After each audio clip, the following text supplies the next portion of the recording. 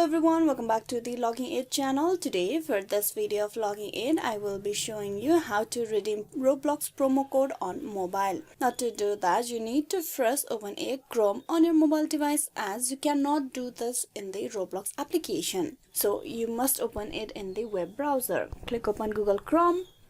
Once you open the Google Chrome, on the search bar you need to type in roblox.com/promo codes and tap on search. It will direct you to the Roblox login page at first, so you need to log in into the account. Type in the details, that is username, email or the phone number. Then below type in the password and then tap on login.